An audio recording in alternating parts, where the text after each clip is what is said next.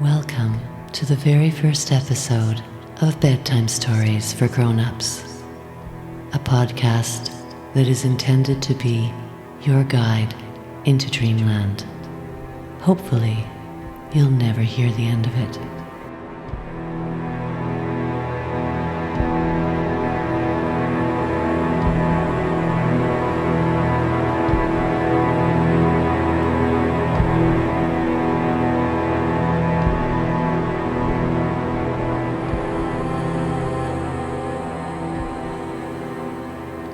Once upon a time, if you were lucky, someone told you bedtime stories.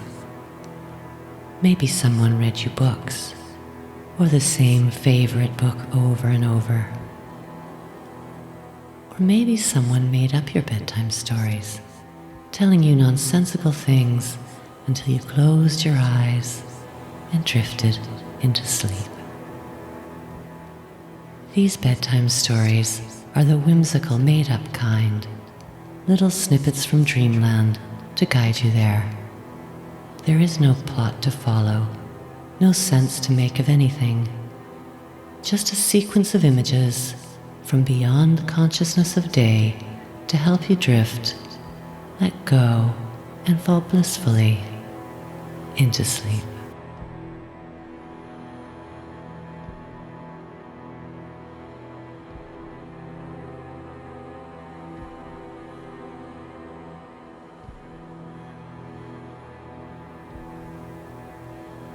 In this story, there are 3 women playing the role of one woman. Or maybe it's 3 women playing 3 women in 3 different stories. Anyway, there is only one man in this story. It's a Norwegian story. It's very good, but difficult to figure out. And then it starts all over again, only with the real people in the roles that the story is actually about. Honestly, the fictional account with the actors is much better.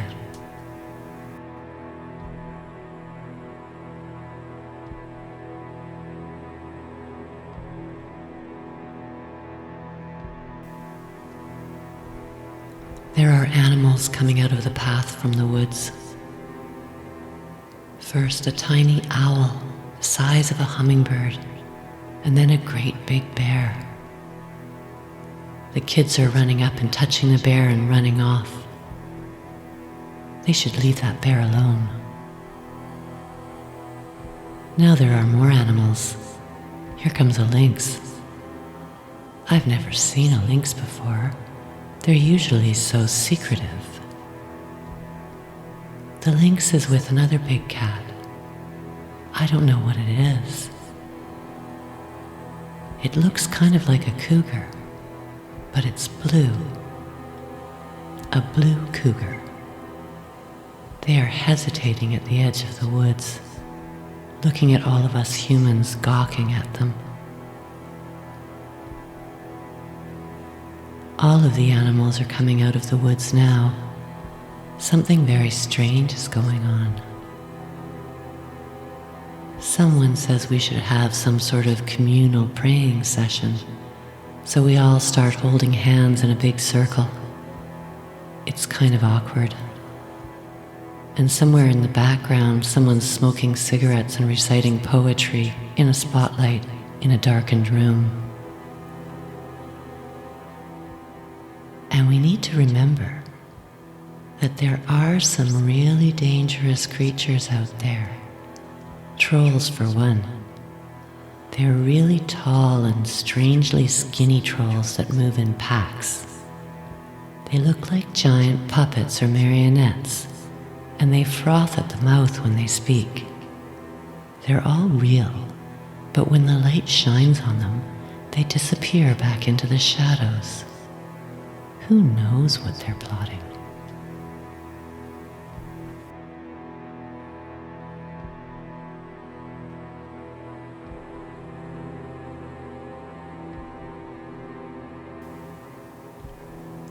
There were a lot of people coming, wanting to join us. They were called refugees, and we were trying to keep them out. We managed to get them all into one room at the top of the tower while we tried to figure out what to do with them.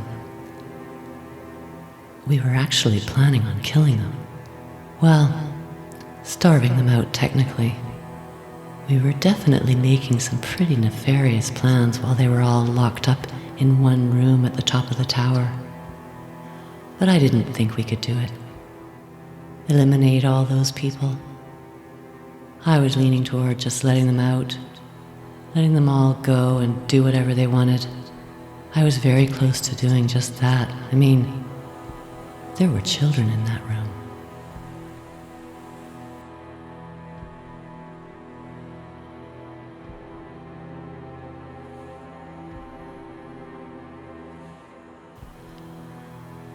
These days, there are airplanes crashing into each other in the sky.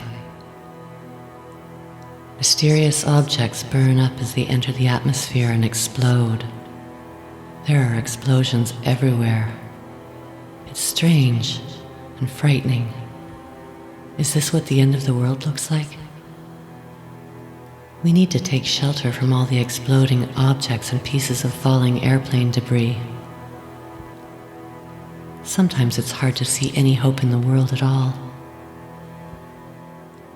There are strange things outside on the ground, too.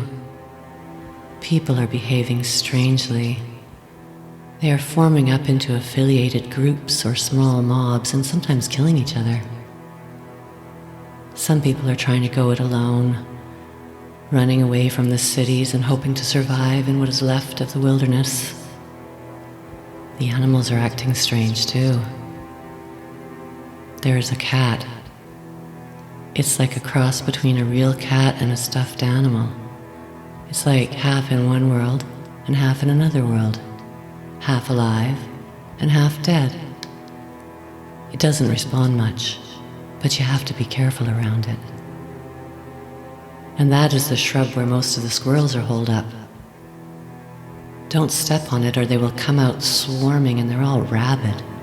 Give them plenty of space.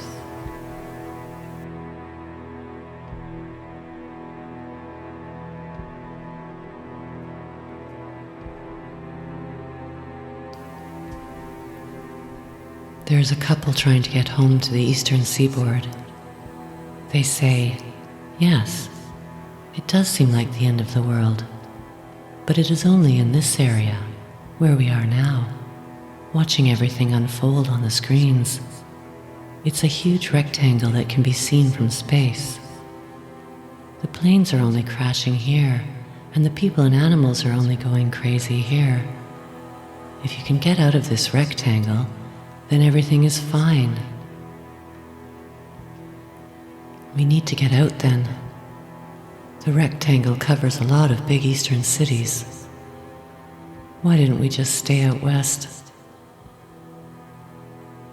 If we all turn off our screens, can we get back to where we came from?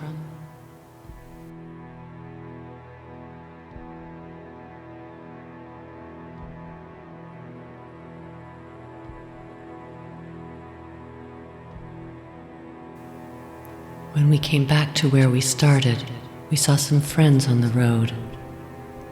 The woman from Amsterdam was there with her smiling, friendly face. We said that we had been to Australia, and it was much too hot.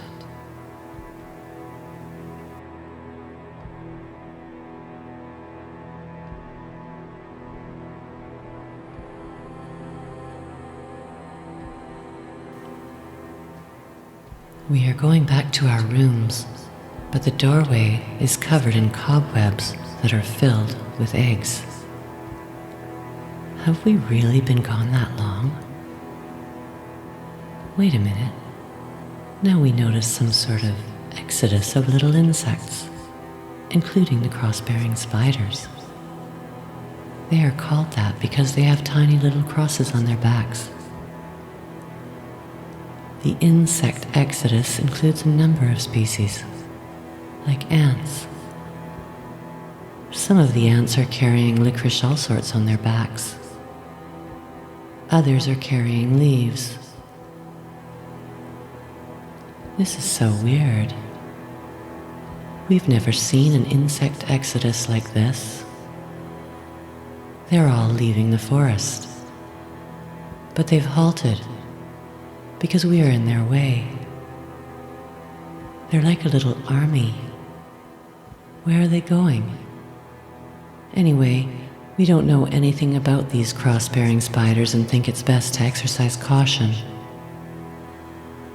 Maybe we should find some sticks or something to sweep all the cobwebs away from the doorway. It's tucked away, hidden, like a fairy tale doorway underneath a giant root or within the hollow of a tree.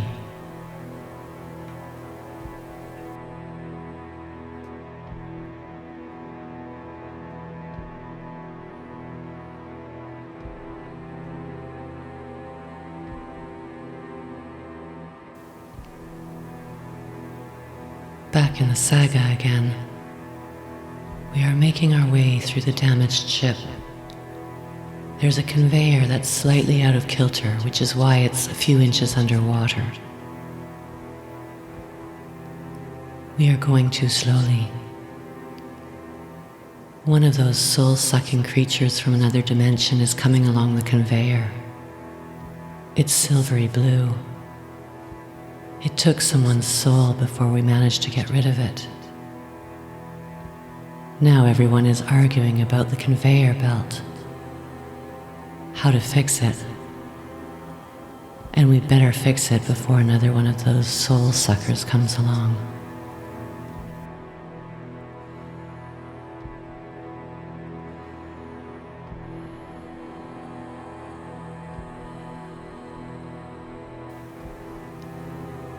It was pouring. There was so much rain that waves were running down the streets, and at the bottom, people were walking on water. Lakes were forming everywhere. It rained so much that at the shoreline, you could see that the rain was actually running backwards from the sea, up the hill. But most people didn't notice. We tried to point out that this wasn't normal, but no one was paying any attention. Nobody knew what normal meant anymore anyway. Everything is covered in water. Not only that, people are terrified and terrifying. They are desperate, and you don't know whether an approaching stranger will be helpful or mug you and maybe leave you for dead. There are roaming bands of gangs and thugs, and everything is wet. There are no dry paths. Everything is soaking wet.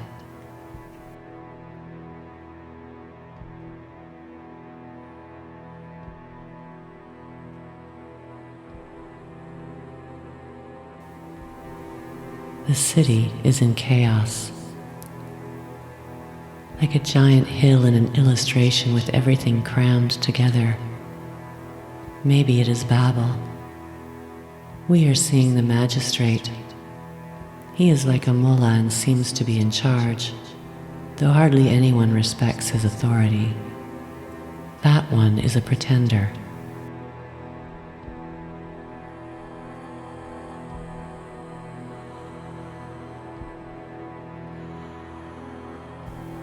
Someone is asking what should be done about the crying baby, and the magistrate says the mother must breastfeed the baby. That's impossible, I whisper. The baby is big, almost 14 months now, and adopted. We will just do it how it needs to be done.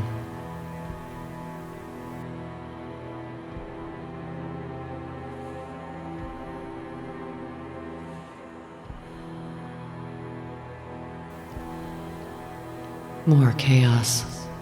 There are lots of hills to climb and descend in the snow and rain and fog. No one seems to be working together.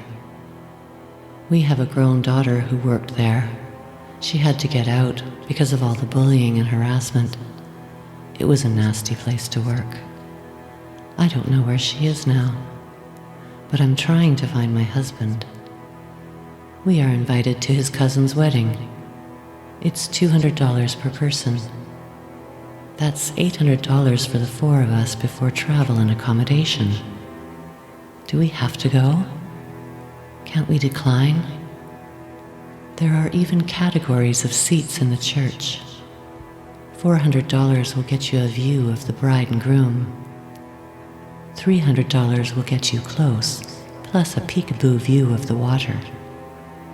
$200 will get you in the church with a view of the backs of heads of the people that are much better off than you are.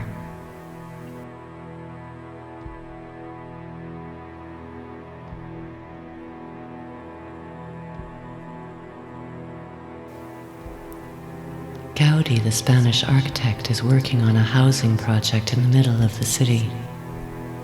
It's looking good. Interesting.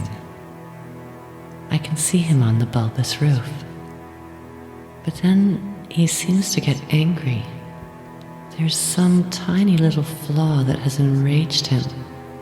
He's taking a sledgehammer to the roof and kicking it in with his boots. Oh dear. He will have to start all over again. He's such a perfectionist. It's too much. Now he's draping some sort of material over the roofs and lighting it on fire. It's not good to be such a perfectionist.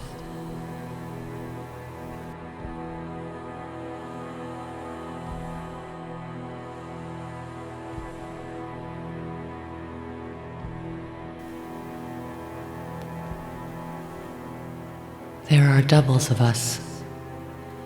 We have been invited into a house by the doubles of our friend and her boyfriend. The actor, I forget his name, he plays thugs and bad boyfriends. Their doubles are offering them something. Books. There are 2 books that tell the same story, but with different endings. One good and one bad. You have to take your chances. I think it is dangerous to accept gifts from your doubles, especially in this house. I think we should leave. I'm getting out.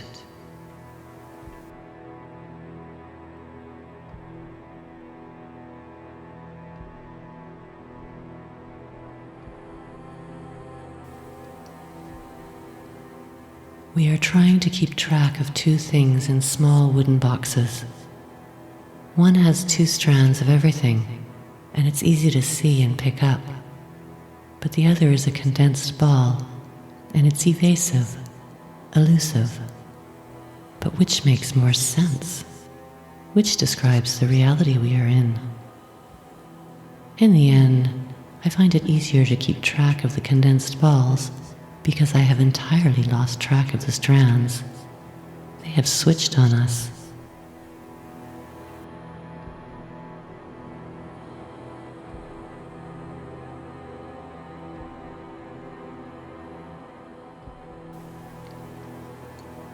I still don't like it when the old women scrutinize me while I do the laundry.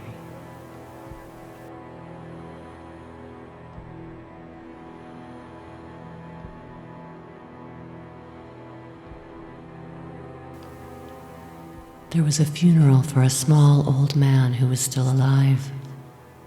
It was going okay at first, and even the old man was enjoying it. But all of a sudden, someone said the wrong words.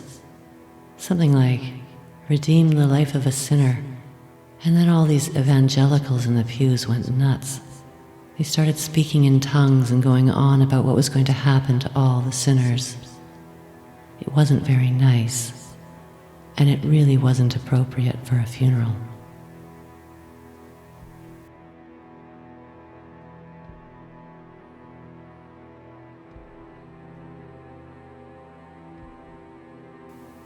There was also a wedding going on. Whose wedding? Outside, it was raining ice in July. Everything was covered in ice. not very auspicious for the wedding. Ice and electric storms can be dangerous.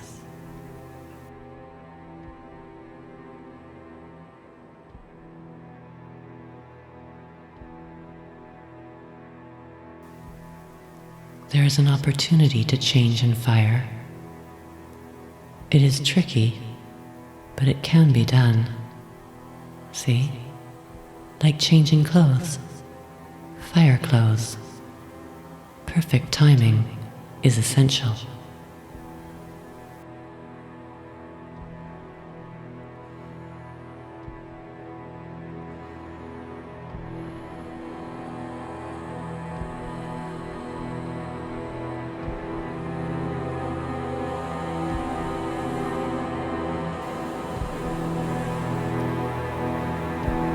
Thank you for listening. Sweet dreams.